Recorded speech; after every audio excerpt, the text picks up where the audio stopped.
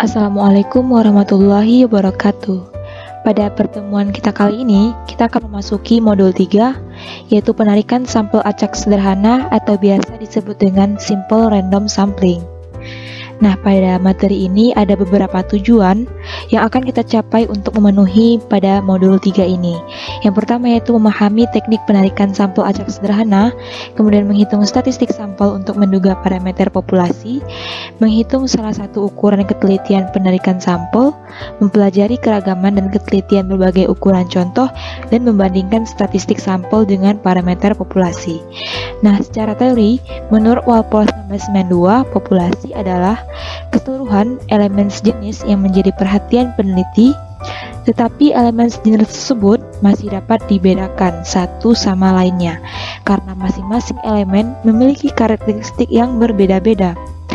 Namun adapun sampel adalah bagian dari populasi. Sedangkan menurut dari Sumpranto 2008, parameter adalah karakteristik dari populasi, yang mana biasa dilambangkan dengan huruf-huruf Romawi seperti ini. Sedangkan statistik yaitu adalah karakteristik dari sampel yang biasanya dilambangkan dengan huruf kecil seperti ini. Ketika kita melakukan pengambilan sampel, ada dua langkah atau dua cara yang dapat kita lakukan. Yang pertama yaitu dengan cara acak atau random, dan ada yang bukan acak atau non-random.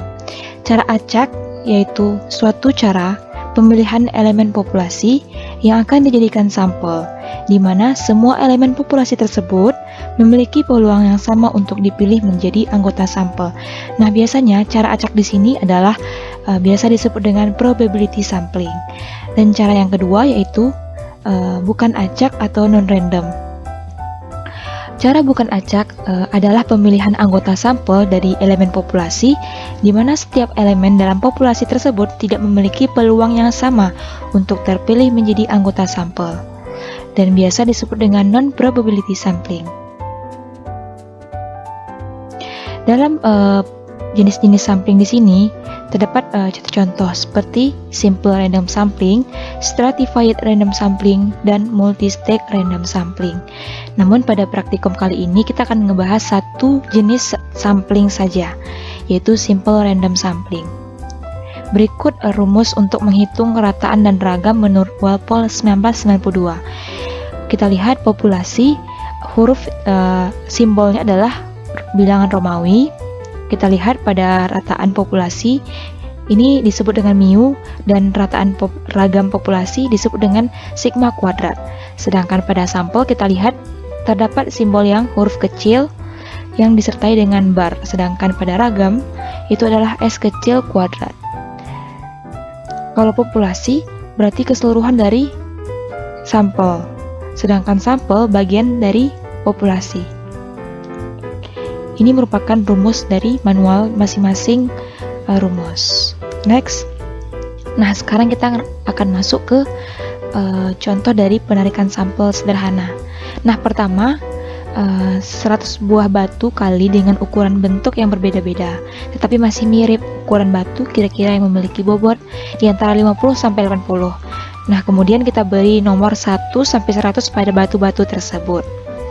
Nah, kemudian batu-batu tersebut ditimbang satu persatu. Di sini kita menggunakan sampel 50 sampel. Nah, sebelum itu kita terlebih dahulu menghitung rataan dan ragam populasi.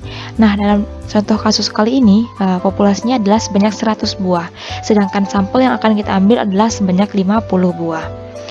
Adapun kerangka sampel dari penarikan contoh kasus di atas adalah butir-butir batu yang telah diberi nomor urut. Jadi kerangka sampelnya adalah nomor urut per bobot masing-masing batu. Kemudian tekniknya adalah langkah pertama, masing-masing praktikan tersebut membentuk masing-masing kelompok, yang mana satu kelompok tersebut terdiri dari 4 sampai 5 orang. Kemudian tiap kelompok melakukan penarikan sampel acak sederhana tanpa pengembalian dari populasi batu yang telah disediakan dengan ukuran sampel yang berbeda-beda.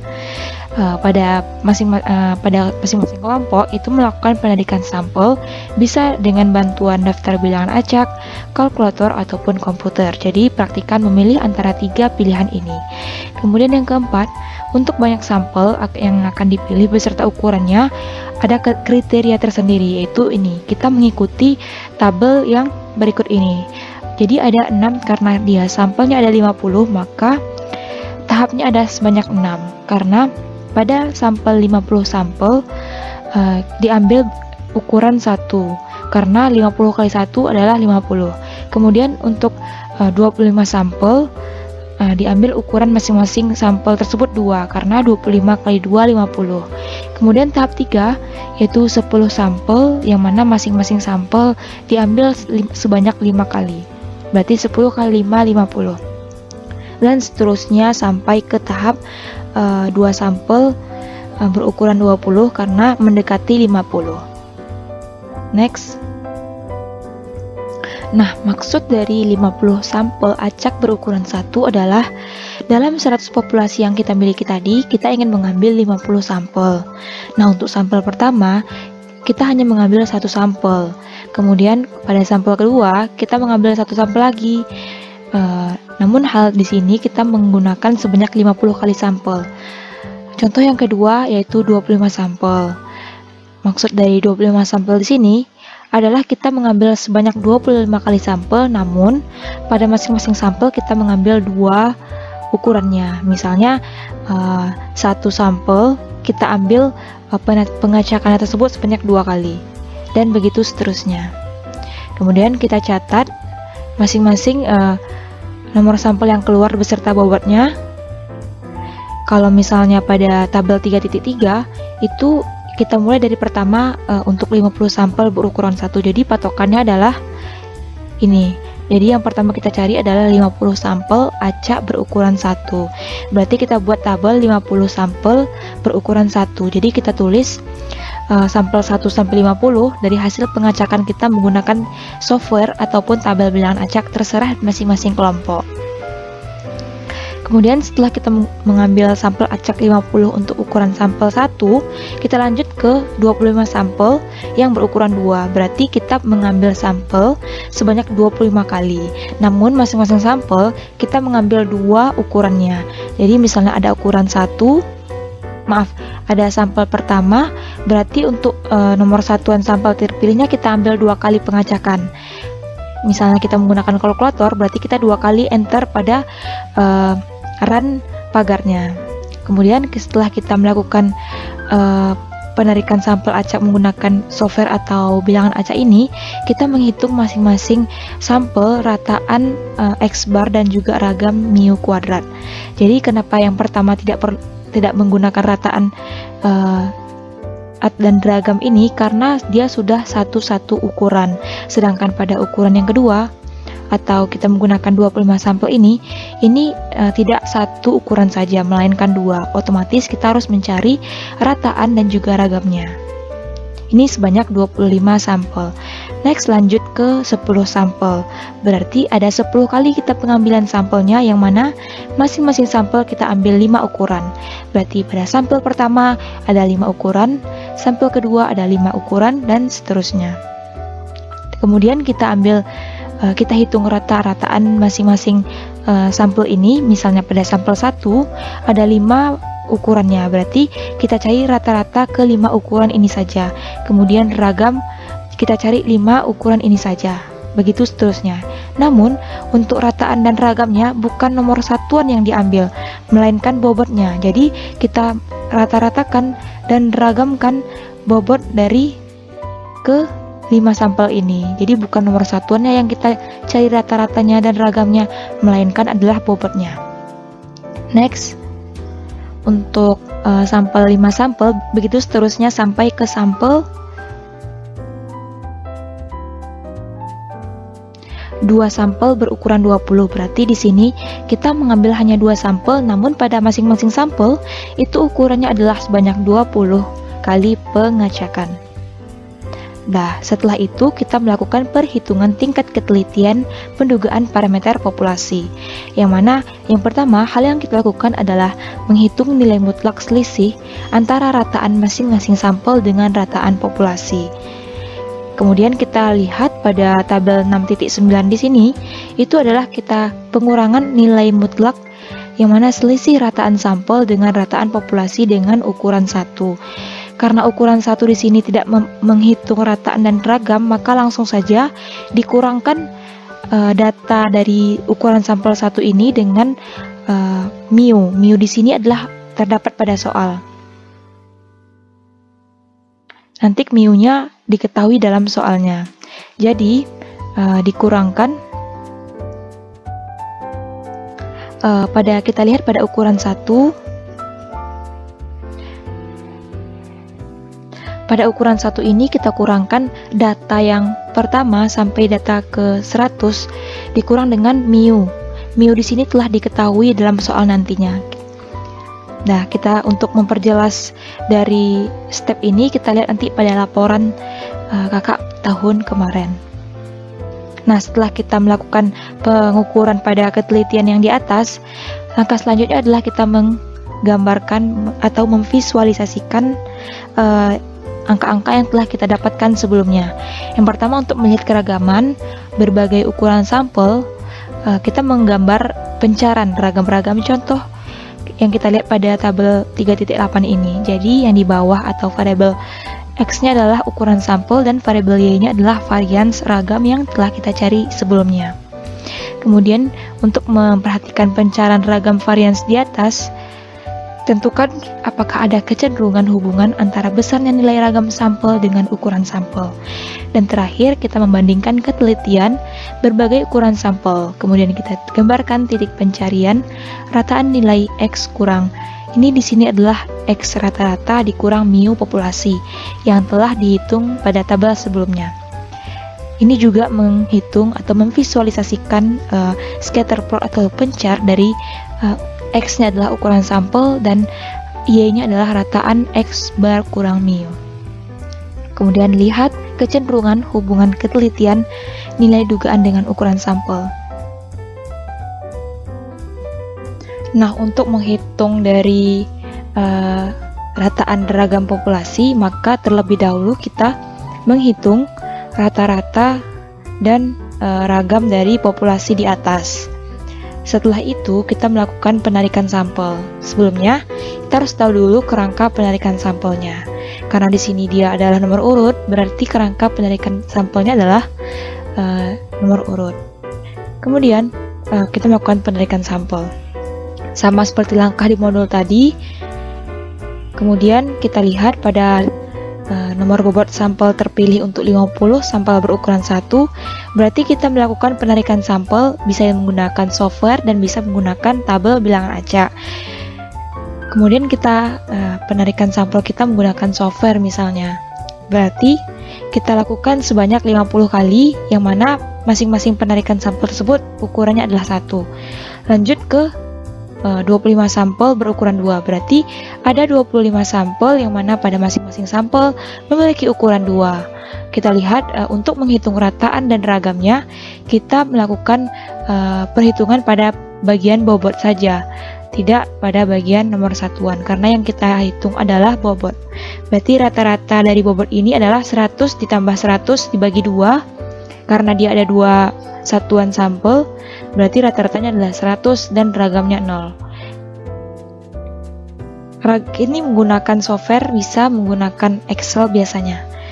Kalau pada bagian Excel, itu rata-rata adalah sintaksnya adalah average dalam kurung blok data 100 sampai 100, sedangkan ragam adalah std.s.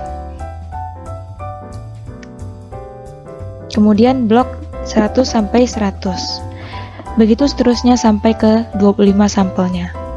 Nah, untuk sampel selanjutnya yaitu ada 10 sampel yang mana masing-masing sampel berukuran 5. Sama seperti yang di atas, kita masukkan bobotnya sesuai dengan nomor acak yang terpilih, kemudian kita hitung rata-ratanya. 100 ditambah secara manual adalah 100 ditambah 100 sampai 100 dibagi 5, didapatlah 100. Kemudian ragamnya adalah menggunakan X kurang sigma, X kurang rata-rata per yang dikuadratkan per N kurang 1. Namun jika menggunakan bantuan software Excel, maka sama seperti sintaks yang ada di Excel, yaitu stdef.s kemudian blok data dari 100 sampai 100. Begitu seterusnya sampai ke 10 sampelnya. Kemudian lakukan hal yang sama sampai ke nomor bobot sampel terpilih sebanyak 2 sampel yang berukuran 20. Begitu seterusnya. Kemudian masing-masing yang telah kita lakukan perhitungan rataan dan ragam, kita masing-masing cari rata-rata untuk masing-masing sampel. Misalnya pada sampel yang berukuran 2, kita lihat, kita cari kembali rataan X barnya dan ragamnya. Jadi kita jumlahkan masing-masing rataan per sampel, kemudian kita cari rata-rata kembali. Begitu juga untuk ragam, jumlahkan masing-masing ragam setiap sampelnya, kemudian dibagi dengan banyak data sebanyak 25. Begitu juga untuk ukuran sampel yang 10, berarti ada 10 sampel.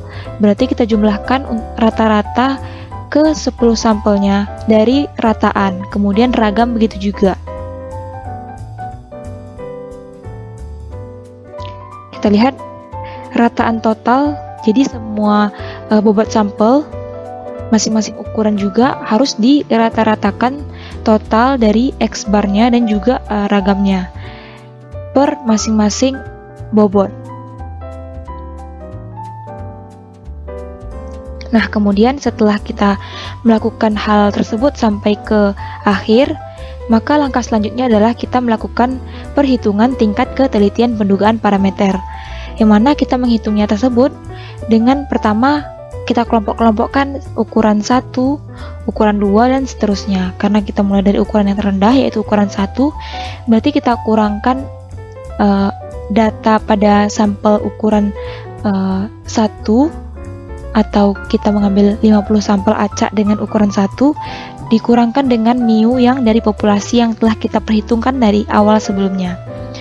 Maka dari perhitungan ini, kita misalkan ini X-nya adalah, kita lihat pada tabel, pada ukuran 1,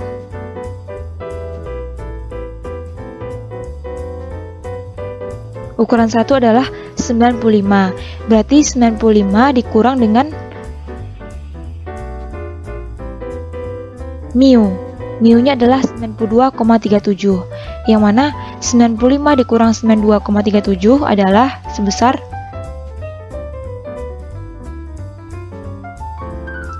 minus 6,63. Karena dia bersifat mutlak, maka dihilangkan minusnya menjadi 6,63. Begitu seterusnya sampai ke sampel 50. Kemudian lakukan hal yang sama di 25 sampel acak dengan ukuran 2. Kita kurangkan rata-rata masing-masing sampel dikurangkan dengan mu dari populasi tadi. Kemudian kita cari rataan X bar kurang mu-nya. Misalnya X bar pada ukuran yang sampel yang pertama adalah, kita lihat pada ukuran sampel yang 2,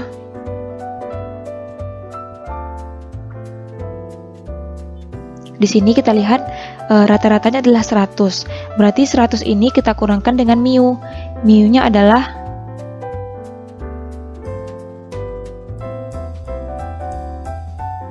92,37. Berarti 100 dikurang 92,37 yang dimutlakkan. Makanya didapat hasil sebesar 7,63. Begitu seterusnya sampai ke sampel acak yang 20. Ukurannya 20. Setelah kita mendapatkan rataan dari masing-masing yang telah kita cari tadi per masing-masing bobot sampel, maka kita melakukan pemvisualisasian data, yaitu keragaman dan ketelitian berbagai ukuran sampel, yang mana kita lihat ada dua grafik yang muncul. Grafik yang pertama yaitu untuk melihat keragaman berbagai ukuran sampel, yang mana kita melakukan perhitungan atau visualisasi datanya adalah pada sumbu X adalah ukuran sampel dan pada sumbu Y adalah varian sampel. Nah, pada varian sampel ini kita masukkan varian-varian masing-masing sampel dari sampel 1 sampai ke pada kriteria ukuran 1 sampai kriteria ukuran 20. Kemudian kita buat scatter plotnya. Nah, scatter plotnya dilakukan menggunakan Excel, yang mana kolom sebelah kiri adalah ukuran sampel dan sebelah kanan adalah varian masing-masing bobot sampel.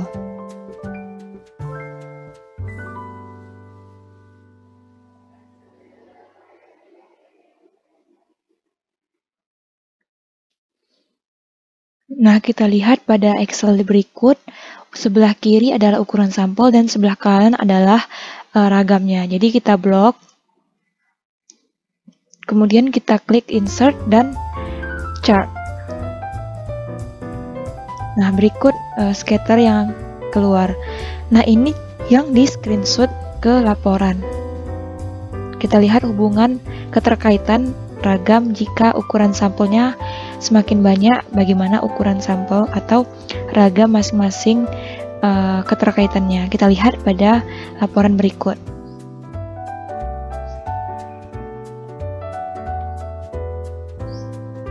Nah, kemudian penjelasannya kita lihat.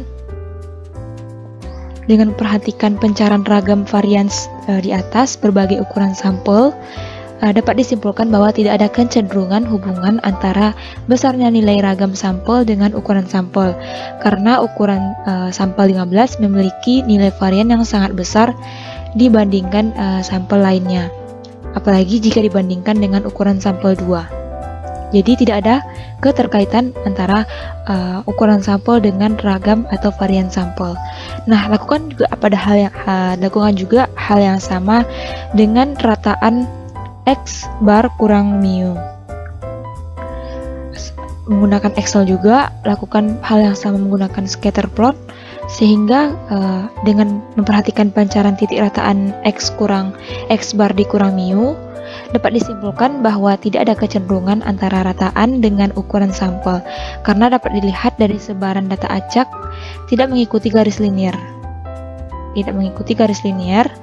Dan dapat dilihat bahwa semakin besar ukuran sampel, kita lihat ukuran sampel, maka rataannya akan semakin kecil. Akan tetapi itu tidak terjadi pada sampel ke-15. Kita lihat, karena ia lebih rendah daripada ukuran sampel yang 20. Berarti kedua plot ini menyatakan bahwa tidak ada hubungan antara sampel ukurannya dengan ragam maupun rataan varian rataan dari X bar dikurang mu. Nah, sekian dulu untuk laporan atau penjelasan laporan dari modul 3. Jika ada teman-teman yang ingin kurang bertanya dan kurang paham, boleh hubungi melalui grup WhatsApp, atau jika teman-teman yang menontonnya melalui video YouTube, boleh langsung komentar di kolom komentar. Sekian dulu pertemuan kita kali ini. Jika ada salah menjanggalnya mohon dimaafkan. Assalamualaikum warahmatullahi wabarakatuh.